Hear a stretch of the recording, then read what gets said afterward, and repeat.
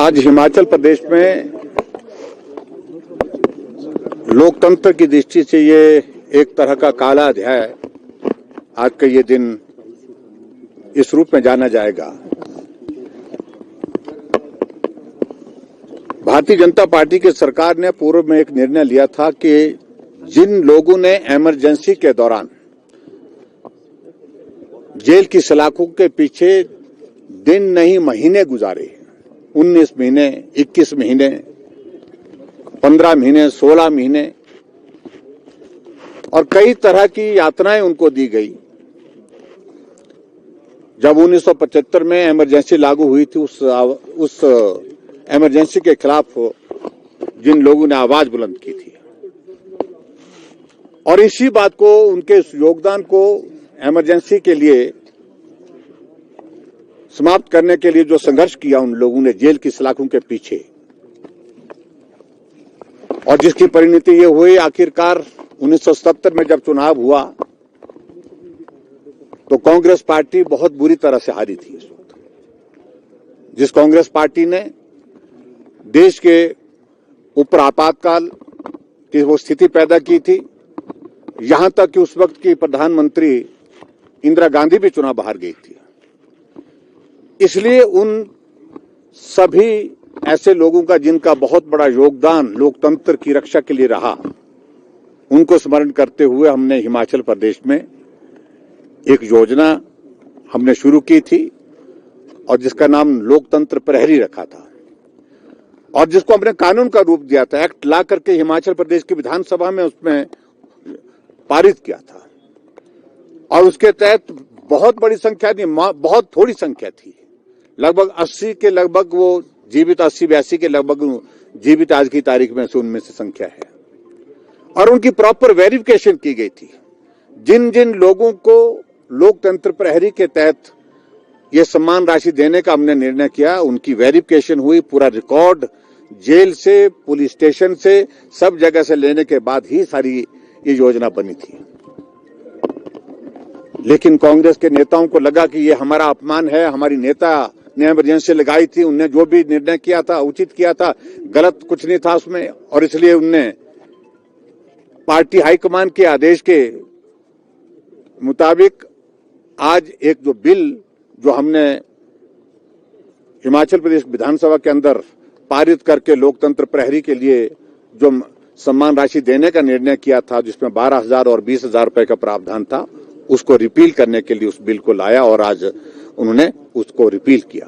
सत्ता पक्ष कह रहा है और मैं इस बात को जरूर कहना चाह रहा हूं, बड़ा ये दुर्भाग्यपूर्ण है जो हमको कह रहे थे कि आपको सत्ता में रहते हुए लोकतंत्र याद नहीं आया। हमने सत्ता में रहते हुए ये बिल लाया था और बिल पारित किया था और आज हम विपक्ष में, आज भी हम लोकतंत्र के पक्ष में ही बात कह रहे हैं। वो दौर था जब सारी अखबारें बंद कर दी गई थी, कोई भी अखबार छप नहीं सकता था। अगर छपने की बात कुछ इजाजत कहीं जगह दी गई तो सिर्फ वही छप सकता था जो सरकार की ओर से छपता था। और आज दुर्भाग्यपूर्ण ये भी स्थिति रही कि कुछ लोगों ने आज मीडिया पर भी जिस प्रकार से टिप्पणी की, वो भी दुर्भाग्यपूर्ण रहा है। मित्रों, आज जहां तक इस बिल को उन्होंने रिपील किया है, हम इसकी कड़ी निंदा करते हैं और निश्चित रूप से मैं इस बात को मैं जरूर कहना चाहता हूं, आने वाले समय जिस दिन भारतीय जनता पार्टी की सरकार फिर से हिमाचल प्रदेश में बनेगी, इस बिल को फिर से हम विधानसभा के अंदर लाएंगे और जो सम्मान राशि जितनी हम दे रहे थे उससे ज्यादा देंगे। और दुर्भाग्यपूर्ण मुझे इस बात को लेकर के और भी ज्यादा लगा जब मंत्री जवाब दे रहे थे, मुख्यमंत्री थे नहीं, उप मुख्यमंत्री हाउस से चले गए और मंत्री जी के जिम्मे लगाया गया और उन्होंने कहा कि प्रदेश की आर्थिक स्थिति ऐसी नहीं है कि हम ऐसी चीजों पर पैसा खर्च कर सके। ये उन्होंने विधानसभा के रिकॉर्ड में कहा है। इससे बड़ा दुर्भाग्य कोई और नहीं हो सकता है। लोकतंत्र के सारी चीजों को, लोकतंत्र की रक्षा करने के लिए जिस प्रकार से कांग्रेस भी आज की तारीख में बातें कर रही है, उनको इस बात को सोचना चाहिए कि लोकतंत्र रहेगा तो पार्टियां रहेगी, लोकतंत्र रहेगा तो सरकारें रहेगी लोकतंत्र रहेगा नहीं रहेगा तो कुछ भी नहीं रहेगा। सर मंत्री ने नहीं, अगर ये लोकतंत्र पर आ रही बिल पे अगर विपक्ष ने वॉकआउट किया है ये स्वाभाविक है, क्योंकि इनका लाया हुआ बिल था।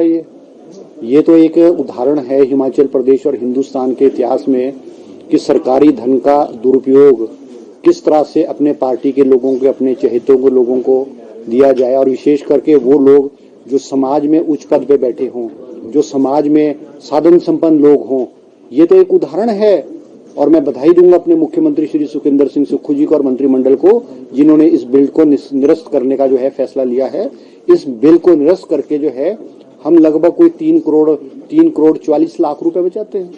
हम किन लोगों को पेंशन दे रहे हैं? जो पूर्व मुख्यमंत्री हैं, जो पूर्व मंत्री हैं, पूर्व विधायक हैं, और जो कई पत्नियां हैं पूर्व विधायक और पूर्व सांसद की।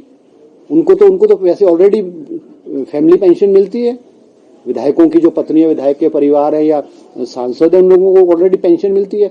सरकार का दुरुपयोग करना और 12,000 रुपए और 20,000 रुपए महीने का देना, तो सरकार के ऊपर बोझ है। आज हमारे समाज में ऐसे लोग हैं जिनको जो है खाने के लाले पड़े हुए हैं, उनके पास खाने की रोटी नहीं है। क्या सरकार का पैसा, सरकारी खजाने से पैसा ऐसे लोग जो साधन संपन्न हो उनकी जेबों में जाए? तो ये तो उचित नहीं है। और उनको ये कहना कि स्वतंत्रता सेनानी है, ये लोग तो इमरजेंसी के दौरान जो है केवल और केवल प्रिकॉशनरी मेजर, क्योंकि हिंदुस्तान में उस वक्त इंटरनल डिस्टर्बेंस थी देश के अंदर, जो अस्त व्यस्त सिस्टम ना हो जाए, उसने इमरजेंसी लगाई गई है। और इस इमरजेंसी में प्रिकॉशनरी मेजर के रूप में कुछ लोगों को हिरासत में लिया गया, जिनको कुछ समय बाद छोड़ दिया गया था, और उनको स्वतंत्रता सेनानियों के बराबर जो है उनका उल्लेख करना और उनके बराबर उनको सम्मान देना, उनके बराबर कहना। मैं भारतीय जनता पार्टी के और आरएसएस के लोगों से पूछना चाहता हूं कि इनका हिंदुस्तान की लड़ाई में, आजादी की लड़ाई में, अंग्रेजों से जो लड़ाई हो रही थी हिंदुस्तान आजाद करने की, भारतीय जनता पार्टी के किसी व्यक्ति का कोई योगदान नहीं है। इनके जो राष्ट्रीय अध्यक्ष रहे लाल कृष्ण आडवाणी, उनकी जो किताब है माय कंट्री माय लाइफ, उनकी ऑटोबायोग्राफी है, उसमें उन्होंने खुद कहा है कि हम तो जो 1947 से पहले आरएसएस की शाखाएं चलती थी, उसमें हम हिंदुत्व का प्रचार करते थे। उसमें देश को आजाद करने के बारे में जो है विचार विमर्श और उसकी आजादी की लड़ाई लड़ने के बारे में कोई चर्चा नहीं होती है। मैं ऑन रिकॉर्ड कह रहा हूं कि बीजेपी और आरएसएस के लोगों का हिंदुस्तान को आजाद करने में, अंग्रेजों की लड़ाई में कोई योगदान नहीं है। ये मैं नहीं कह रहा हूं, ये इनके राष्ट्रीय अध्यक्ष लाल कृष्ण आडवाणी अपनी जो my country my life autography में कह रहे हैं। आज इनके पास आज मुद्दा नहीं है। आज हिमाचल प्रदेश में भारतीय जनता पार्टी मुद्दाहीन हो चुकी है। आज इनको जब ये बिल विधानसभा के अंदर निरस्त करने के लिए आया, उस वक्त इन्होंने अपनी गुबार निकाल दी। इन्होंने अपनी जो भड़ास है, अपनी सरकार के प्रति उनकी जो भड़ास है, उसको निकाला है। ठीक है, उनका हक है, उन्होंने विरोध किया है, उन्होंने अपनी इस बिल का विरोध किया क्योंकि उनका लाया हुआ बिल है, और उन्होंने वॉकआउट भी किया है, उनका अधिकार है, वॉकआउट किया है, तो इट वाज एक्सपेक्टेड कि वो करेंगे। आज उनके स्टडी किया होगा आपने पूरे बिल को, क्या मोटिव था इसके पीछे जो ये सारी चीजें हुई है? क्या अब क्या चाह रहे थे? नहीं, ये तो चाह रहे थे इसको कंटिन्यू रहे, मगर प्रश्न ये है कि जो प्रेजेंट गवर्नमेंट है उसने देखना है कि सरकार का एक एक नया पैसा किसको दे रहे हैं, कैसे दे रहे हैं, क्यों दे रहे हैं। ये तो प्रेजेंट गवर्नमेंट ने देखना है। अगर पिछली सरकार ने गलत निर्णय किए हैं, उस निर्णय को ठीक करना तो हमारी सरकार की जिम्मेवारी बनती है, और हमारे मुख्यमंत्री ने ये ठीक निर्णय लिया है। आप पैसा किसको दे रहे हो? जो करोड़पति हैं। मैंने कुछ सूची पढ़ी, उसमें से कांगड़ा के और शिमला के जो दुकानदार हैं, बड़े बड़े दुकानदार, बड़े बड़े बिजनेसमैन हैं, जिनके कईयों के अपने प्रोजेक्ट्स हैं, कईयों के जिनके अपने जो बच्चे हैं वो सरकारी नौकरियों में क्लास 1 और क्लास 2 ऑफिसर्स हैं। 90% लोग ऐसे लोग हैं। क्या वो 90% लोग जो वेल ऑफ हैं, पॉलिटिकल लोग हैं, क्या वो इसके हकदार हैं? और पॉलिटिकल लोगों को तो, जो पॉलिटिकल लोग हैं उनको अपनी पेंशन मिल रही है। कई लोगों को सांसद पेंशन भी मिलती है, एमएलए की पेंशन भी मिलती है। कई ऐसे लोग हैं जिनका मैं नाम लिया है। तो कोई अच्छी बात नहीं है। देखो, सत्ता का दुरुपयोग, पैसे का दुरुपयोग करना, it is an example and it has not been done by any government in Himachal Pradesh. मैंने जैसे उल्लेख विधानसभा के अंदर कहा, शांता कुमार जी तो खुद जेल में रहे हैं।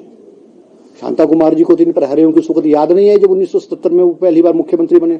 शांता कुमार जी दोबारा दूसरी बार हिमाचल प्रदेश के मुख्यमंत्री जो है दूसरी बार 1990 में बने। उनको तो याद नहीं आई, क्योंकि शांता कुमार जी जो है वो एक सीजन पॉलिटिशियन है, समझदार पॉलिटिशियन है। वो सरकार के एक एक पैसे का जनता के लिए खर्च करते हैं, वो नेताओं के लिए नहीं खर्च करते।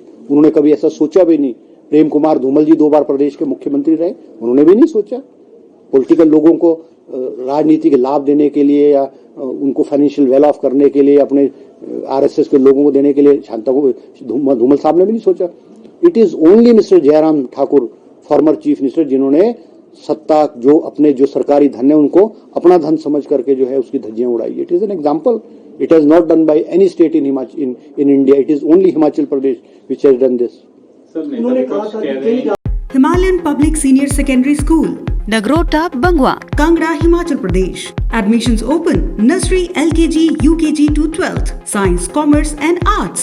Contact us at 7018505775, 80917111062. Bhushan jewellers, अनमोल रिश्तों के लिए।